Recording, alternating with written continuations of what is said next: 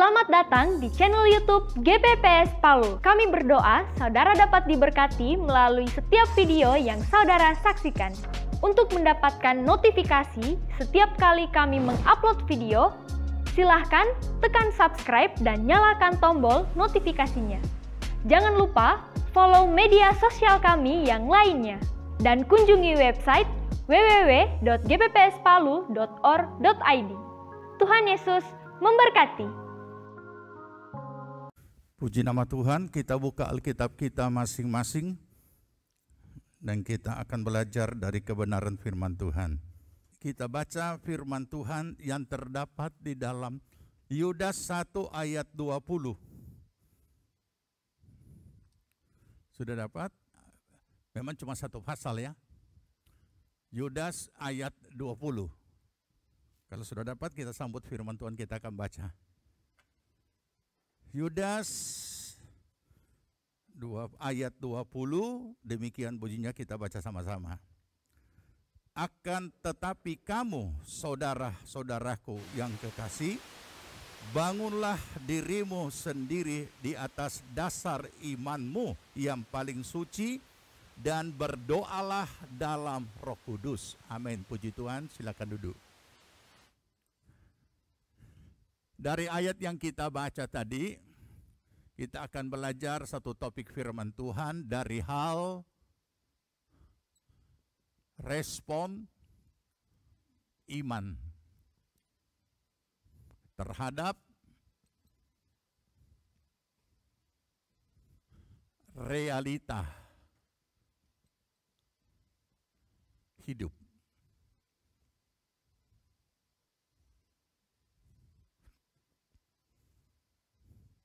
Bangunlah dirimu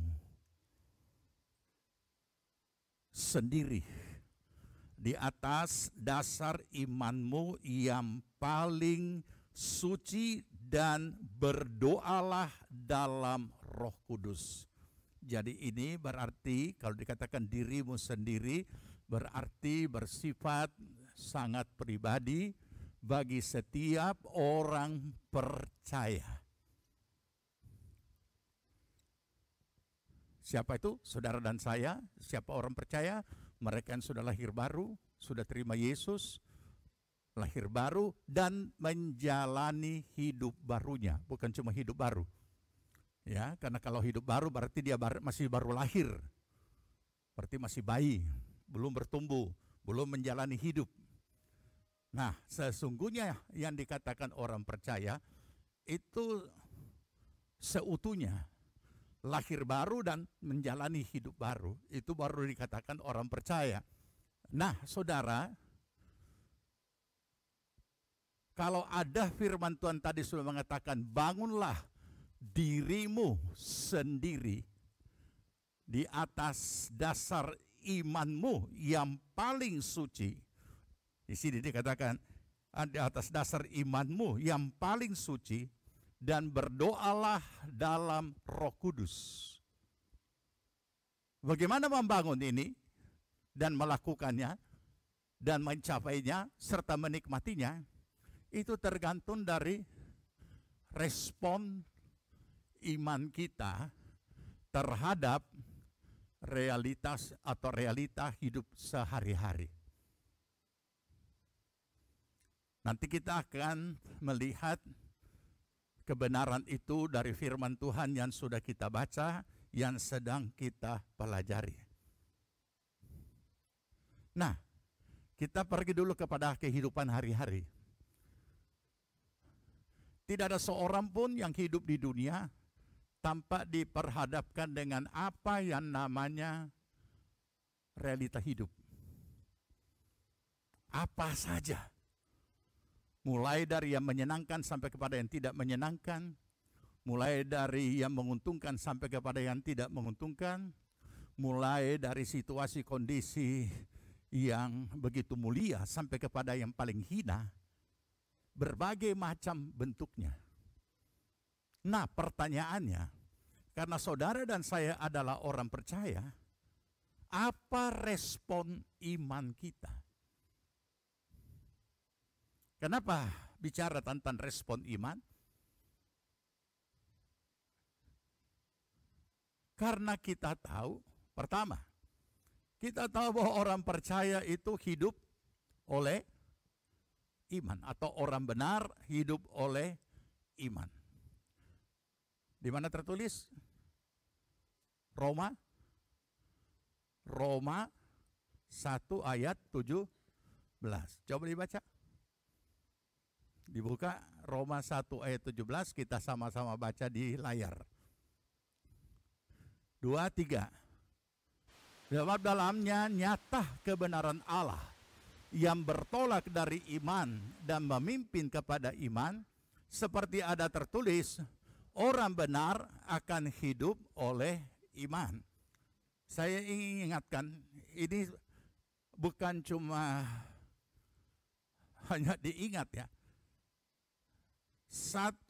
Roma 1:17 ini sudah harus tertanam di benak dan di hati kita. Karena ini ketetapan harga mati. Format yang Tuhan sudah berikan bagi orang percaya dalam menjalani hidup sehari-hari. Karena sebelum kita menjadi orang percaya, menjalani hidup sehari-hari, yang menghadapi dan meresponi semuanya itu bukan iman. Unsur jiwani kita. Pikiran sendiri, kehendak sendiri, dan perasaan sendiri. Ketetapan Allah yang diformatkan setelah saudara dan saya menjadi orang percaya adalah hidup oleh iman. Harga mati, kalau saya pakai istilah umum. Nah, jadi ketika kita sudah jadi orang percaya tapi masih mau hidup dengan cara yang lama, kita akan merasa tersiksa dengan kehadiran firman. Firman, kita anggap firman penghalang hidup. Hukum-hukum Tuhan penghalang hidup. Kenapa? Karena kita punya pikiran sendiri, cara sendiri, dan kehendak sendiri. Nah, olehnya keinginan daging itu berlawan dengan kehendak roh, dan kehendak daging itu berseteru dengan kehendak Allah. Jadi tidak akan pernah mencapainya. Oke, sampai sini dulu ya. Jadi ini ketetapannya. Sehingga apapun yang kita hadapi dalam hidup sehari-hari, dalam berbagai macam bentuk permasalahannya, iman yang harus meresponi.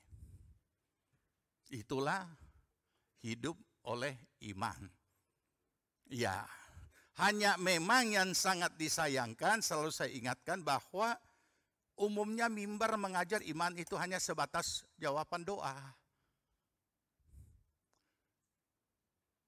Sehingga orang hanya memahami sampai di situ, bahkan ketika dia ada keinginan sesuatu yang dia doakan, kendati tidak punya iman, dia paksakan ada iman. Bahkan berusaha untuk mengimaninya. Ini kan aneh. Kenapa hanya sekerdil itu, sesempit itu? Nah, padahal kenyataannya adalah seperti ini. Oke. Nah, karena ketetapan firman Tuhan dan format daripada Tuhan sebagai setiap orang percaya harus hidup oleh iman, maka kita harus menjalaninya. Kita harus melakukannya. Kalau kita belum terbiasa, belajar untuk menjalaninya. Memang ada sedikit bahasa mimbar yang dengan kalimat-kalimat yang indah tentang iman, tetapi iman itu bukan hanya bahasa mimbar yang indah-indah kemudian mempesona orang. Tidak. Tetapi ini adalah kehidupan real yang dihadapi setiap hari, di mana kita belajar bagaimana iman yang kita miliki dalam manusia lahiriah ini dapat meresponi itu. Sehingga bukan lagi realita hidup yang kita hadapi itu kita responi dengan secara manusia lahiriah, karena itu memang otomatis. Ya, misalnya saudara dicaci maki orang dengan kata-kata kotor, otomatis kan bereaksi manusia lahiriah kita dengan ketersinggungan kah, atau kemarahan kah, atau dan lain sebagainya. Tetapi bagaimana pada saat itu terjadi, yang merespon itu adalah iman. Nah, ini dibutuhkan untuk kita bisa belajar melakukan itu dalam kehidupan kita, sehingga dikatakan dari iman memimpin kepada iman, ya, dari iman dan bertolak dari iman dan memimpin kepada iman. Jadi bukan berarti pindah-pindah iman kepercayaan, bukan. Tetapi bagaimana kita menghadapi ini, dan iman kita bereaksi, meresponinya, sehingga menghasilkan yang namanya pengalaman iman. Pengalaman iman ini pun merupakan pengalaman pribadi ya. Pribadi seseorang, tidak boleh dijadikan doktrin. Umumnya kalangan kita itu selalu suka menjadikannya doktrin. Ya, kalau saya katakan kalangan kita, ya kalangan Pentekosta karismatik, kalangan kita itu. Sehingga padahal berbeda-beda pengalaman hidup yang dialami.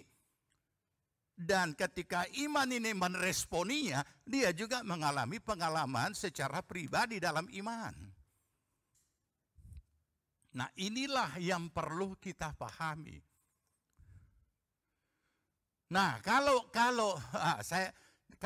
saya perlu nasihati para pelayan Tuhan, khususnya yang sudah melayani firman, yang sudah melayani mimbar. Kenapa, saudara? Karena kalau orang hanya bermodalkan pengalaman iman ini menjadi modal untuk dia melayani. Selama saudara tidak melayani khotbah, tidak melayani mimbar, ya ini cukup menjadi pengalaman, mungkin hanya jadi pengalaman pribadi. Saudara masih bisa pakai untuk bersaksi, untuk menyampaikan kepada seseorang atau orang lain bagaimana Tuhan bekerja dengan begitu rupa di dalam kehidupan saudara pribadi dengan iman yang saudara miliki di dalam Kristus untuk suatu peristiwa. Tapi cukupkah pengalaman itu menjadi modal untuk kita melayani firman? Tidak cukup. Kenapa? Karena yang saudara alami, realitas yang saudara alami, belum tentu dialami orang lain. Sehingga orang lain yang saudara layani tidak terjawab pergumulannya. Jadi bagaimana supaya kita, nah karena begini ya, saya kasih contoh. Ada seorang pengusaha, mungkin sudah capek dia berusaha, berdagang. Dia kemudian melayani Tuhan. Bagus. Daripada dia tidak karuan, melayani Tuhan. Sampai kepada melayani mimbar. Lama-lama yang dia kejar terus bukan lagi melayani Tuhan.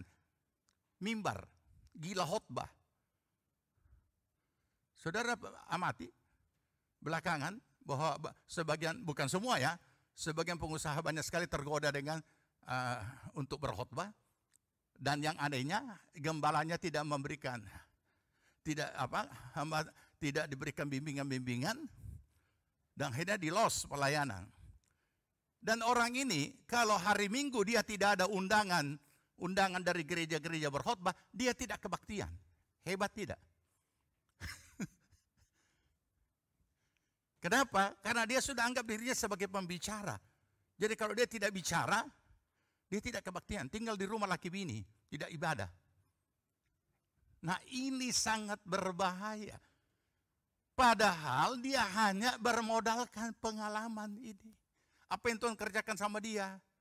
Pengalaman bisa dipakai bersaksi. Tapi bukan berarti itu inti khotbah, tidak. Inti dari mengajar firman, tidak.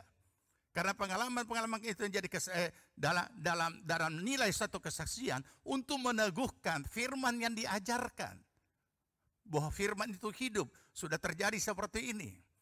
Jadi boleh dikata itu hanya peneguhan-peneguhan. Tapi bukan inti daripada teologis itu sendiri. Nah ini yang bahaya. Jadi kemana-mana ya selalu hanya bermodalkan topik itu saja. Kemana-mana ya dia jual khotbah. Saya kalau istilahkan kasar ke jual khotbah lebih beda. Dia jual barang, dagang.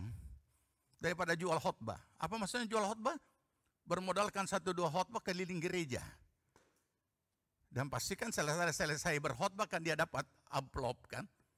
Nah ini tidak bisa seperti ini. Kenapa?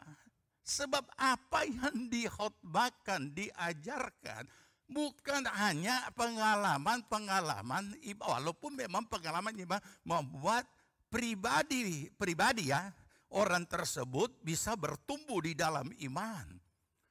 Tetapi pemahaman teologisnya, pemahaman firmannya secara keseluruhan, nah ini bahaya. Ada seorang hamba Tuhan, ini sudah cukup lama, sudah almarhum ya. Hamba Tuhan perempuan dipakai Tuhan pelayanan mujizat. Kalau katakan mujizat bukan cuma sakit gigi sembuh. Ya, pokoknya luar biasa. Mujizat penyakit yang berat-berat, yang aneh-aneh, yang tidak dapat, bahkan yang palsu jadi baru lagi, itu terjadi. Nah biasanya kita cepat sekali terkagum-kagum dengan seperti ini dan kemudian mendewakan. Setelah diamati, ternyata pelayanan itu adalah memang diberikan karunia. Karunia itu berarti Tuhan berikan. Karunia apa? Doakan sembuh, doakan sembuh, doakan sembuh. Tetapi pemahaman teologisnya sangat dangkal. Sehingga pada suatu saat dia sendiri jatuh ke dalam masalah aib yang besar. Nah ini saudara. Jadi saya sendiri kemana-mana, nanti Om tolong layani hari Minggu. Oh tidak, saya akan datang dalam kebaktianmu, saya akan duduk dan saya akan dengar kamu berkhotbah. Karena saya sudah capek berkhotbah, jadi mau juga dikhotbahi. Kenapa? Kita keluar menyampaikan. Terus siapa yang ajar kita? Atau mungkin kita anggap, mau ajar anak-anak. Nah, semua orang Tuhan pakai sesuai karunia yang Tuhan berikan kepadanya. Dan setiap firman yang disampaikan adalah firman. Nah ini yang perlu kita pahami. Supaya kita sebagai orang percaya tahu bagaimana membangun diri sendiri. Membangun iman, membangun dirimu sendiri dalam imanmu yang paling suci. Nah kembali ke topik ini. Jadi pengalaman iman itu perlu. Tapi pendalaman terhadap firman itu sendiri sangat-sangat mutlak untuk kita alami dan kita miliki. Ya, oke. Nah, ini yang kita yang sudah sampai di sini kita belajar. Ya. Nah, inilah ketetapan Tuhan. Nah, oleh karena orang percaya itu harus meresponi setiap realita hidup dengan imannya, maka mari kita baca apa yang Tuhan sudah tetapkan. Dan mengapa harus demikian? 1 Petrus 5.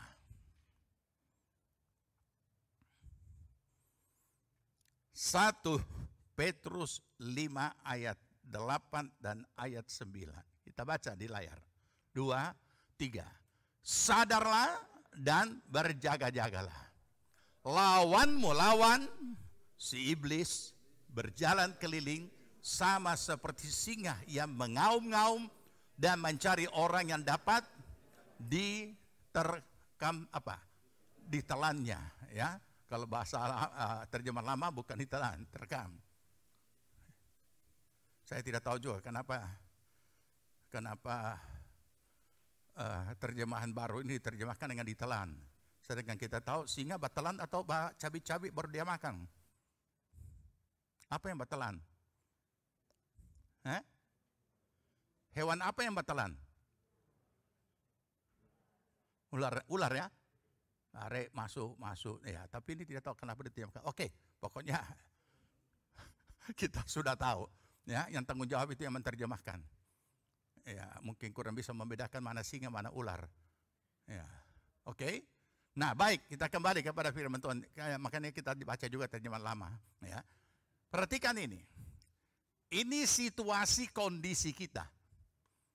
Bahkan kita tahu kalau secara rohani, secara positif, secara iman kita paham bahwa di dalam segala sesuatu atau di balik segala sesuatu Tuhan turut bekerja untuk mendatangkan kebaikan. Dari perenungan kita atas campur tangan Tuhan, kita menemukan ayat itu. Kita menemukan firman Tuhan itu tertulis di dalam Roma pasal 8. Nah, tetapi di dalam merenungkan bagaimana iblis selalu mengincar kita, maka iblis juga menunggu saat yang baik di balik segala bentuk realita hidup kita untuk menerkam ataupun pakai bahasa baru itu menelan. Nah, sekarang mari kita kembali kepada firman. Bagaimana respon kita sebagai orang percaya? Ayat 9. Ayat 9. Oke? 2, 3. Lawanlah. Amin. Haleluya. Suruh lawan dia mengamuk. Jangan dikorek-korek kalau sudah bagus ya. Nah, karena itu penyakit operator, tidak bisa tangan berhenti. Itu di hampir seluruh dunia begitu. Kalau operator, mesti bergerak saja. Ya, sekarang duduk diam begini. Oke, sudah bagus, jangan diganggu-ganggu. Ya, mau suruh lawan, dia kasih lawan. Ya, ada saja. Pokoknya operator setelah sudah bagus, tangannya diikat. Nah, memang itu begitu, di mana-mana. Saudara perhatikan di mana-mana, saudara perhatikan. Operator sound system itu tidak mesti tangan bergerak. Ya, padahal sudah dibimbing. Korek sana, korek sini. Ya, 2, 3. Lawanlah dia dengan iman yang teguh. Iman yang. Jadi kalau saudara, kalau pakai istilah di sini dulu ya, maere, bahasa umum, cengeng. Bagaimana? Mau lawan. Berarti karena dikatakan bangunlah dirimu sendiri, berarti setiap pribadi orang percaya harus punya kemampuan iman untuk melawan. Melawan apa? Melawan suami, melawan istri, melawan orang tua, melawan siapa bror? Hah? Melawan iblis.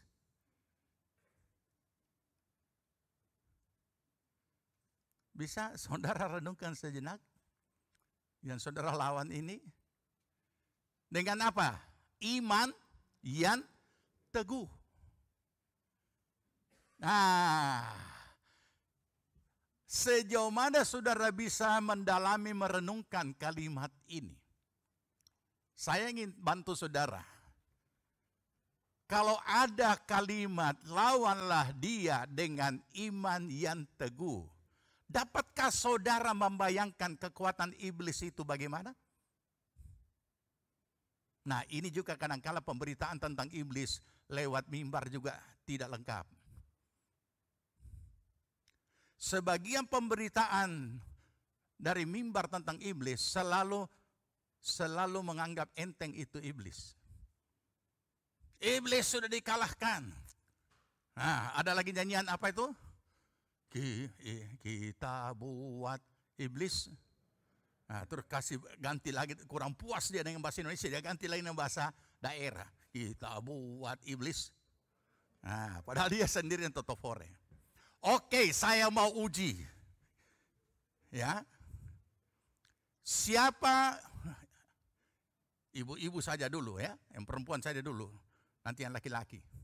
Siapa kaum perempuan di sini yang masih punya rasa takut pergi di tempat gelap? Bangun Pak. Bangun. Mata mana akang kesian. Mana? Kamar kecil.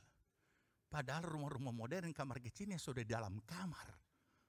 Bukan lebih hebat lagi. Kamar kecil itu ada di dalam kamar tidur. Rumah-rumah modern begitu kan? Aduh. Saya ingat tahun 1 waktu saya masih tugas di Papua, tugas di pelayanan di Pulau Rote, dan di pedalaman-pedalaman, di gunung-gunung, di hutan-hutan. Mau ke toilet mana? Cari-cari tuan rumah bilang, lapas jo sambaran tampak. Ini tengah malam jam 2. Ternyata di halaman, luar rumah. Luar rumah. Kebiasaan, tidak tahu beberapa daerah atau dusun, kebiasaan. Orang-orang keluarga kalau meninggal itu cuma di halaman rumah. Hah, bukan kubur. Nah, duduk juga, jongkok juga tidak tenang. Apa? Bunyi setan, kah ini bunyi apa? Aduh, apa ini? Apa?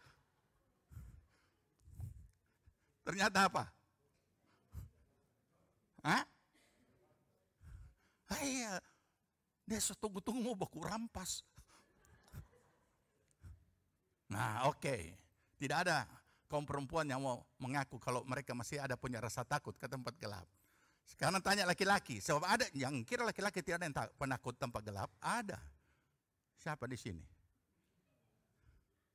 Iya. Betul? Masih takut ke tempat gelap? Mengaku dia.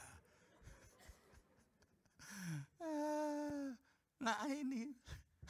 Jadi saudara, saya selalu ingatkan kalimat ini kalau bicara tentang iblis.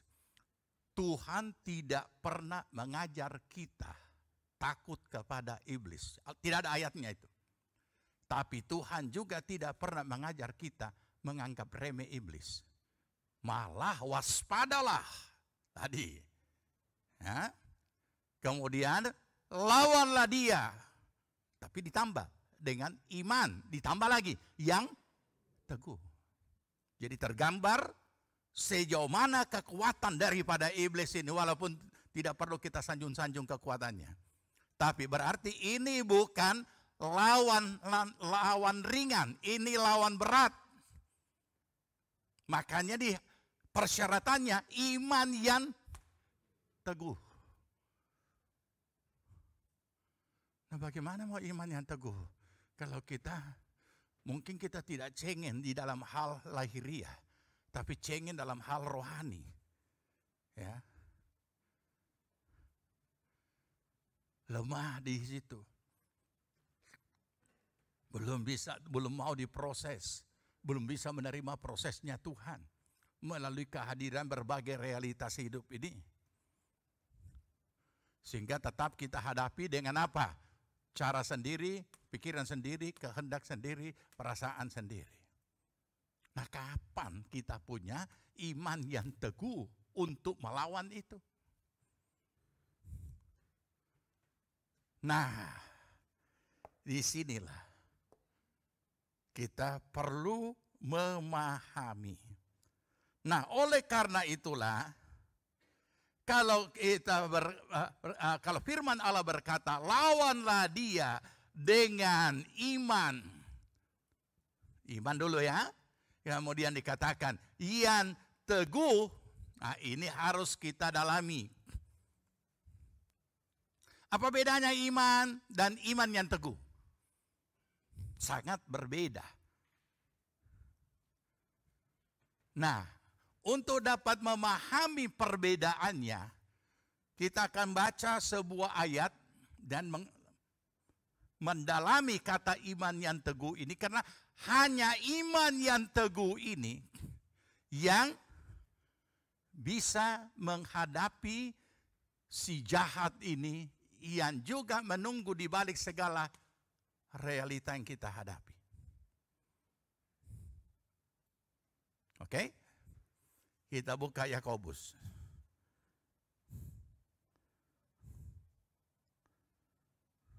Yakobus pasal 1 ayat 22.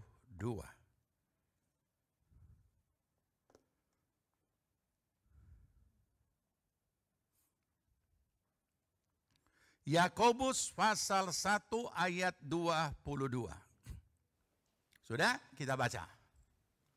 23. Tetapi hendaklah kamu menjadi pelaku firman dan bukan hanya pendengar saja. Sebab jika tidak demikian, kamu menipu diri sendiri.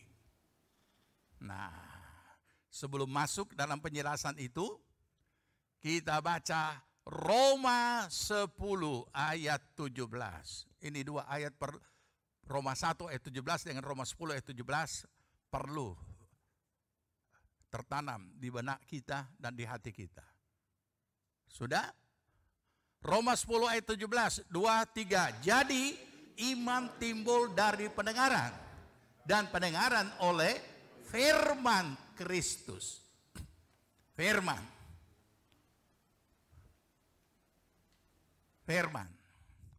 Jadi awalnya iman datang dari mendengar firman.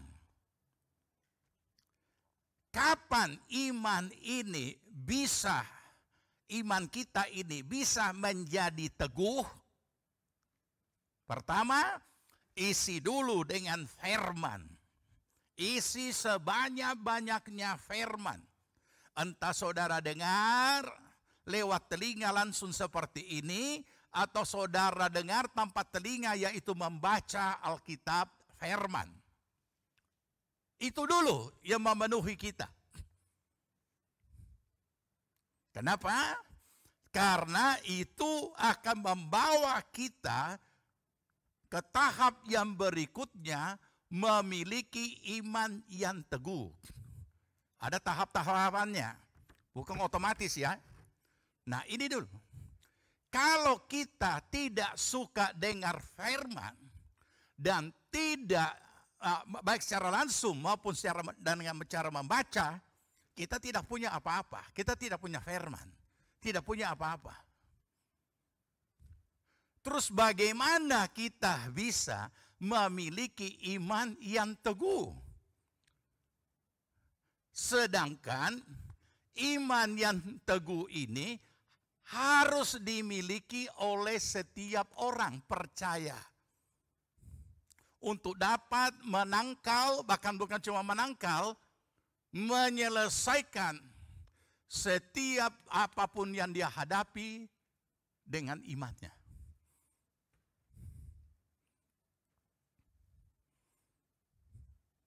Itu dulu. Saya tidak akan tanya, karena khawatir jadi kebanggaan. Saya tidak akan tanya, siapa yang sudah 1 kali baca Alkitab, 2 kali, 3 kali, setengah saja belum. Karena itu pribadi masing-masing. Jadi ini kebutuhan mendasar. Kebutuhan mendasar. Ini luar biasa. Luar biasanya apa? Sebelum masalah datang, kita sudah punya jawaban. Yaitu apa? Firman. Semua sudah ada di dalam firman Tuhan. Maksudnya, supaya ketika realita itu hadir, masalah itu hadir, kita sudah bisa jawab, iman kita sudah bisa menjawab, iman kita sudah bereaksi, responnya terhadap realita itu dengan apa? Dengan firman yang kita miliki. Karena sudah ada pada kita. Oke? Itu tahap pertama. Nah, ketika menuju tahap yang kedua, pertanyaannya adalah, sejauh mana kemampuan, kekuatan, kuat kuasa Allah di dalam firman-Nya dapat melawan itu iblis yang ada di balik masalah dan yang selalu berusaha menghancurkan kita. Sejauh mana kekuatannya? Oke, saya akan jelaskan bertahap, pelan. Nah, untuk mengetahui itu, kita kembali dulu kepada istilah iman yang teguh. Kapan seseorang dianggap memiliki iman yang teguh? Kapan? Karena kuat sembahyang, rajin kebaktian, itu dengan sendirinya harus terjadi itu. Tapi bukan itu penilaiannya. Berbahasa roh, bukan itu. Karena memang setiap orang percaya harus mengalami pengalaman baptisan Roh Kudus. Bernubuat, bukan, itu karunia. Mengadakan mujizat, bukan, itu juga karunia. Kapan saudara disebut memiliki iman yang teguh? Ini kalimat indah. Tapi kalau kita kasih hilang ini teguhnya, maka ini sudah dijelaskan tadi panjang lebar. Dengan sangat luas, dengan dalam. Tapi begitu katakan iman yang teguh, maka saya gambar. Begitu saya gambar, saudara langsung mengerti. Oh iya, nanti tinggal saudara mengkalimatkan. Wah, repotnya nih ibadah di GBP Palu, selalu dikasih PR. Sudah dikalimatkan, disuruh lagi. Oke. Nah, sudah digambar, disuruh lagi mengkalimatkan. Maka saudara akan jadi seperti ini.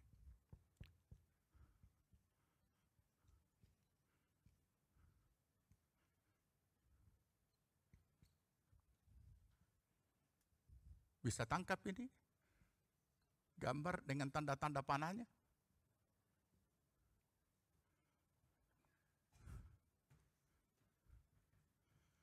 Kapan dianggap teguh imannya? Bukan karena kegiatan-kegiatan rohani. Bukan. Apapun bentuknya kegiatan rohani itu tidak, itu dengan sendirinya. Tapi bukan suatu penilaian bahwa seseorang itu memiliki iman yang teguh. Apalagi orang yang paling suka bakurun di kamar bertapa kayak Kristen itu kayak kebatinan saja, bukan.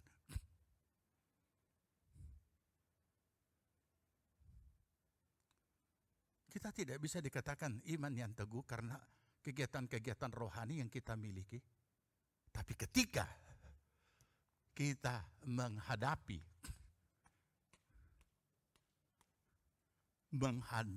berbagai masalah di segala penjuru, menghadapi segala macam realita berbagai penjuru, dan kita tetap dapat menyelesaikannya dan menghadapinya dengan iman, yaitu kehendak Tuhan, yaitu firman Allah.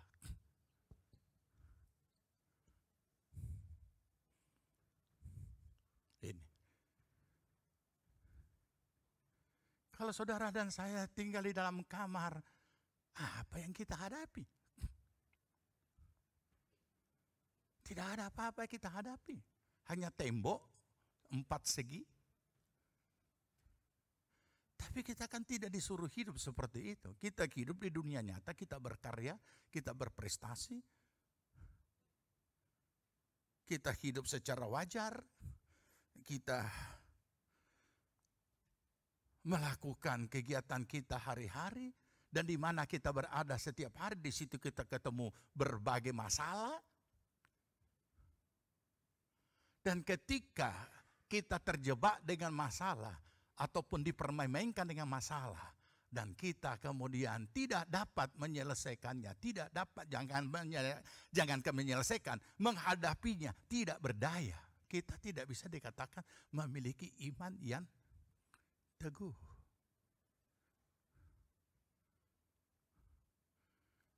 Ada seorang pejabat yang pernah dikriminalisasi. Dia punya kalimat seperti ini. Mau tahu kualitas seseorang? Kasih jabatan. Pasti saudara tahu siapa kalimat itu diucapkan oleh siapa. Kasih dia jabatan. Baru lihat orangnya bagaimana. Dalam arti kata, dia hadapi dulu apakah di dalam dia menjabat, dia korupsi atau tidak? Jujur atau tidak? Sombong atau tidak? Jadi, realita itu harus hadir. Harus hadir. Dan cara kita menghadapi realita, barulah kita dapat ketahuan punya iman yang teguh atau tidak. Dan bukan cuma itu saudara, lebih daripada itu lagi. Bukan cuma itu. Kenapa? Karena ternyata jabatan juga cuma punya periodik. Dulu selalu di sekolah-sekolah Alkitab, sekolah teologi, para dosen, para guru mengajarkan hati-hati murid-murid, mahasiswa yang mau jadi hamba Tuhan, ada 3 tahta, harta, wanita. Ternyata 3-tiganya tidak mempan lagi. Karena tahta itu selalu ada periodik, ada jangka waktu.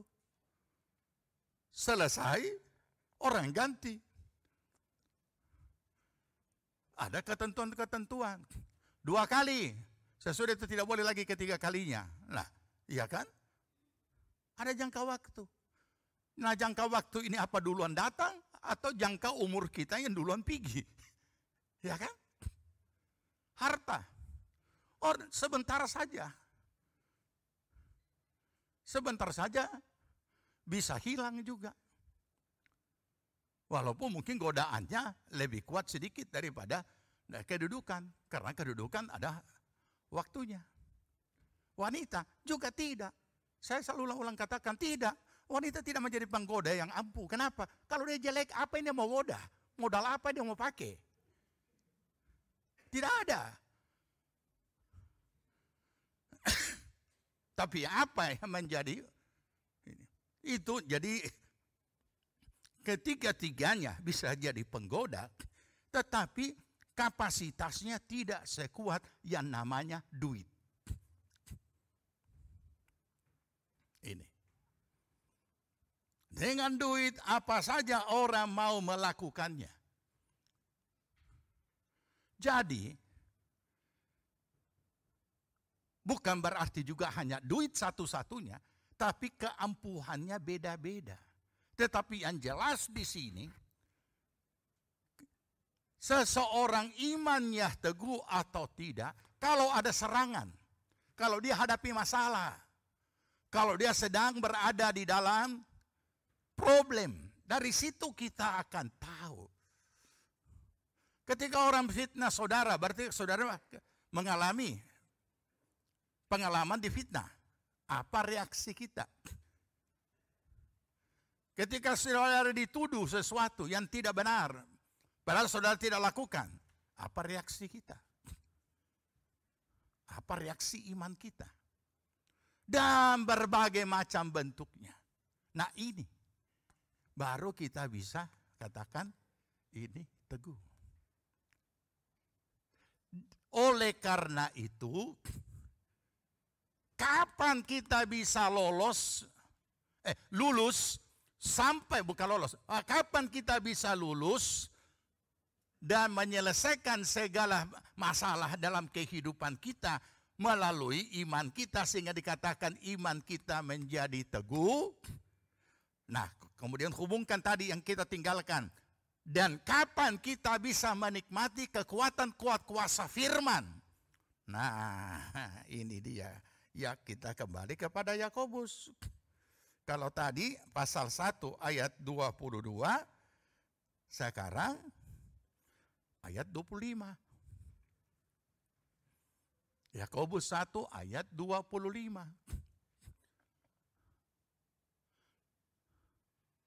Oke, kita baca.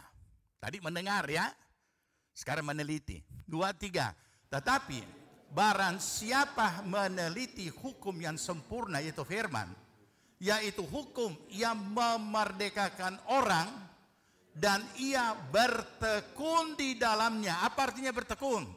Jadi bukan hanya mendengar untuk melupakannya, tetapi sungguh-sungguh melakukannya. Ia akan berbahagia oleh perbuatannya. Kalau saya lengkapi dengan ayat yang ada juga di Yakobus, bahwa iman tanpa perbuatan adalah kosong. Nah, jadi kekuatan kuasa firman itu kita bisa nikmati apabila firman itu sendiri sesuai kalimat yang tertulis kita lakukan. Tadi kan mendengar, mendatangkan iman. Nah sekarang lakukan firman itu. Barulah kita kemudian masuk dalam kategori iman yang teguh. Lakukan dulu itu firman. Karena kita sudah dengar, kita sudah miliki, sudah menghasilkan iman.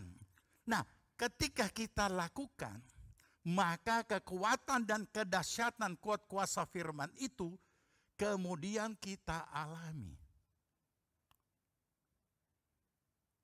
Nah, disinilah kita mendapatkan atau memiliki respon iman terhadap realita hidup kita sehari-hari. Lakukan. Nah, di dalam melakukan memang pergumulan. Pergumulannya apa? Manusia lahiriah ini. Bagaimana bisa manusia lahiriah ini secara manusia tidak mungkin kita lakukan? Kasihilah musuhmu. Tidak bisa. Yang ku kasihi hanya orang yang ku cintai. Sedangkan mengasihi sesama saja dan mengasihi, apalagi dikatakan mengasihi semua orang, begitu susahnya kita lakukan. Apalagi mengasihi musuh, sedang tidak baku musuh saja. Susah. Nah, disinilah masalahnya. Dan menghasilkan pengalaman iman. Pengalaman iman itu bukan tidak dibutuhkan. Itu dibutuhkan untuk kehidupan kita pribadi. Dan dapat menyaksikannya kepada orang-orang yang mengalami atau menghadapi masalah yang sama dengan kita. Tapi itu hanya konteks kesaksian. Bukan kita tidak butuh pengalaman iman, butuh. Tapi kita tidak bisa melayani mimbar hanya berdasarkan pengalaman iman. Nah, ini perlu kita pahami kebenaran ini sehingga kita bisa bersikap yang benar dan bertindak yang benar. Hendaklah kamu menjadi pelaku firman, bukan hanya pendengar saja. Ayat 22 tadi, kembali ke ayat 22, ada kalimat bagian akhir yang perlu menjadi catatan kita. 22 bro. Halo? Ya. Baca sama-sama. Tetapi hendaklah kamu menjadi pelaku firman. Pada saat kita melakukan itu firman, di situ kita bisa melihat kedahsyatannya. Bukan kedahsyatannya terhadap sesuatu apa yang Tuhan kerjakan, bukan. Kedahsyatan yang pertama yang kita lihat dan kita alami adalah bagaimana kedahsyatan Allah bekerja lewat firman itu terhadap diri kita yang diubahkan. Karena tidak mungkin saya bisa ampuni. Tetapi firman Tuhan berkata, orang yang bersalah kepada kamu diampuni berapa kali? Bukan cuma 70 kali 70, 70 kali 7 kali. Ya, artinya tak berkesudahan. Tapi ketika ini kita lakukan, malah langsung terjadi pada diri kita dulu. Bukan penerima pengampunan dulu yang mengalami, kita sendiri dulu yang mengalami. Plong itu hati, tidak ada ganjalan, tidak ada akar pahit, tidak ada apa-apa. Semua plong. Beban kita dulu yang terangkat. Baru orang di sana yang menerima pengampunan itu menikmati kita dulu. Ini luar biasanya. Nah inilah yang kemudian menjadi pengalaman yang baik. Oh ternyata kalau kita mengampuni itu lebih plong daripada dipendam. Kita tidak mau pergi hari Minggu ini kalau dia datang. Loh, berarti apa itu? Orang yang bermasalah ini ada berarti di mana? Di satu gereja. Nah, bukan hanya pendengar saja. Lanjut. Sebab jika tidak demikian, artinya tidak mau melakukan, cuma mau mendengar, kamu menipu diri sendiri. Aduh, berarti orang bodoh punya bodoh ini, karena dia tipu dirinya sendiri. Tidak bisa, saudara. Kita capek, kita tambah berat. Dan jangan lupa, kalau hanya pendengar, saya sudah katakan ya, ada dua, mendengar telinga dengan mendengar pakai baca, tidak pakai telinga. Jadi orang ini sudah penuh dengan firman, sudah banyak dia tahu firman, tapi melakukan tidak.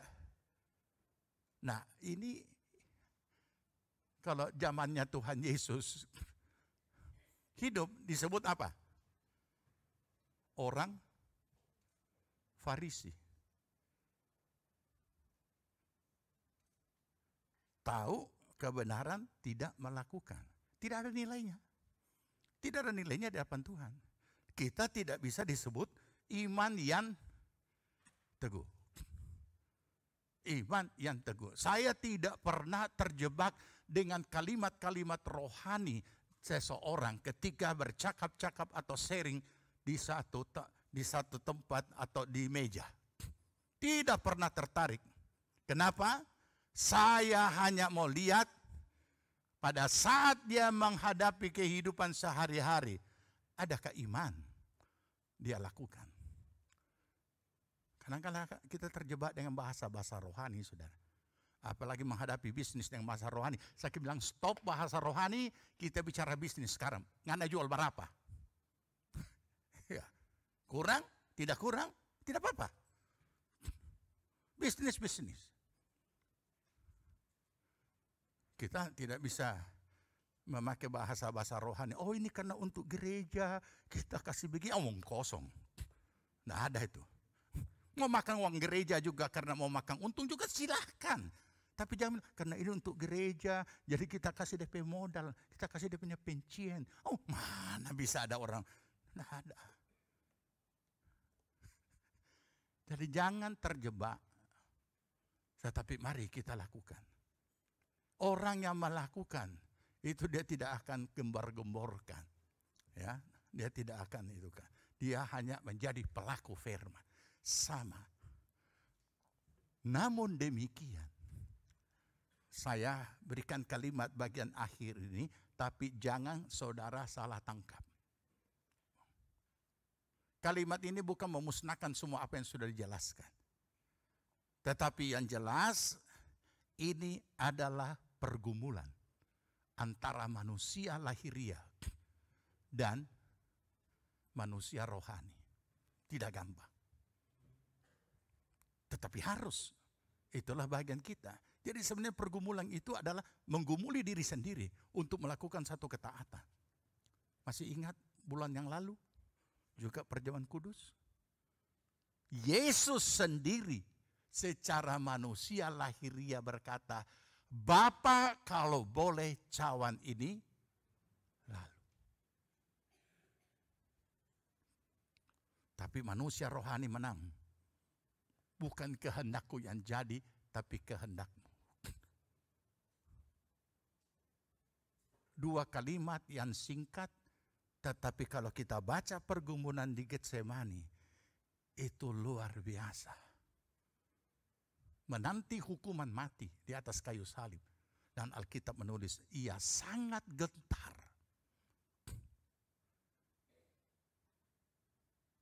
Pergumulan sudah mengambil langkah rohani, langkah iman, berdoa kepada Bapa di sorga.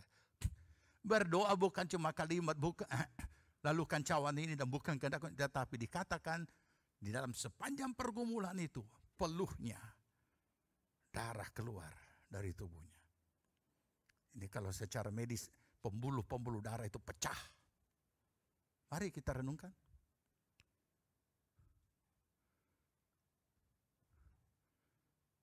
Tetapi karena iman adalah ketaatan tanpa syarat, berarti resiko pergumulan itu memang harus kita jalani. Sehingga kita disebut orang yang teguh, tangguh, pribadi-pribadi yang tangguh.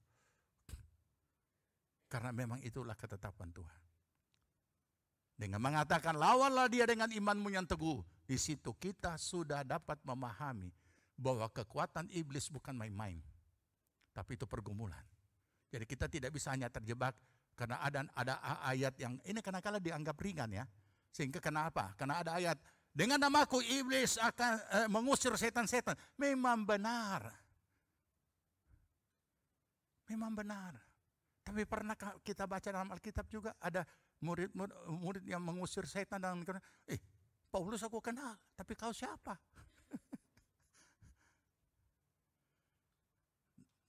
Mari kita mensyukuri apapun pergumulan yang kita hadapi. Tetaplah berpegang pada kebenaran firman. Walaupun tubuh lemah, roh penurut, itulah pergumulannya. Untuk kita menyerahkan dan memohon pertolongan. Karena dikatakan ada roh penolong yang diutus.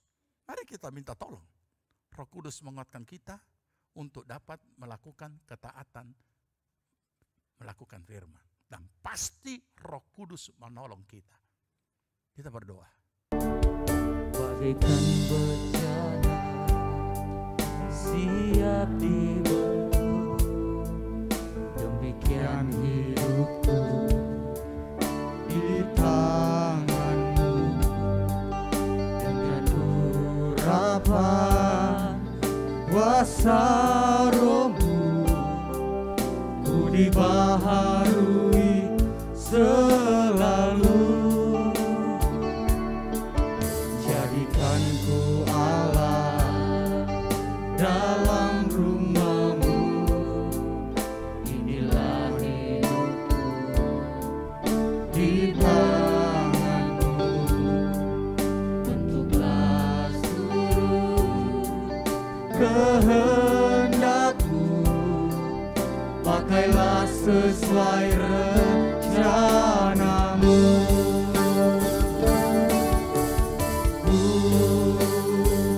mau seperti-Mu, Yesus, disempurnakan selalu dalam segenap jalanku, memuliakan nama-Mu. Mau seperti-Mu. Ku mau seperti-Mu, Yesus, disempurnakan selalu dalam segenap jalanku, memuliakan nama-Mu. Memuliakan nama-Mu Tuhan. Memuliakan nama-Mu, memuliakan nama-Mu. Terima kasih Tuhan Yesus untuk pengorbanan-Mu di atas kayu Amin. salib. Amin. Dengan darah yang tercurah telah menebus kami dari segala dosa. Amin. Terima kasih Roh Kudus sebagai penolong. Yang sungguh nyata pertolongan-Mu yang kami alami setiap hari. Untuk kami boleh tetap tekun di dalam Kristus Yesus Tuhan. Amin. Terima kasih Tuhan. Terima kasih untuk kesempatan anugerah-Mu bagi kami boleh bersekutu dalam perjamuan kudus dalam ibadah ini. Dan kami yakin melalui persekutuan ini kami boleh menyatu dengan Engkau Tuhan. Amin. Kami boleh mengalami jamahan-Mu dan menjadi jawaban atas segala pergumulan yang dihadapi. Roh Kudus terus menuntun kami. Untuk kami melakukan ketaatan dengan pertolongan, bukan dengan kekuatan kuat kuasa sendiri, tapi dengan kuat kuasa Allah. Amin. Roh kuasa, Roh Kudus. Terima kasih Tuhan. Berkati seluruh jemaat. Engkau mengenal dan menilik setiap keberadaan pribadi masing-masing. Kami siap untuk mau membangun diri kami dengan iman yang teguh di dalam Engkau. Amin. Terima kasih. Terima kasih. Terpujilah nama Tuhan. Tilik dan berkati dan buat berhasil segala yang mereka kerjakan. Amin. Dan Tuhan jama dan memberikan kekuatan, kemenangan, penghiburan, Amin. dan kesembuhan. Terpuji nama Tuhan. Terima kasih Bapak. Terima kasih. Kami berdoa untuk bangsa dan negara kami. Bapak Presiden, Wakil, dan seluruh aparat pemerintahan, tingkat pusat, provinsi, kabupaten, kecamatan, kelurahan, dan semua desa dan dusun-dusun. Seluruh aparat Tuhan berikan roh hikmat, akal budi, Amin. dan juga roh takut akan Allah. Yes. Sehingga mereka boleh melakukan dan melaksanakan tugas mereka dengan penuh tanggung jawab kepada Engkau yang punya langit dan bumi. Terima kasih Bapak. Berkati akan seluruh aparat keamanan dari seluruh angkatan, bahkan juga kepolisian. Tuhan tilik akan segala mereka, pribadi-pribadi yang telah mendedikasikan hidup mereka untuk menjaga keamanan negeri kami. Tuhan memberkati bersama keluarga mereka masing-masing.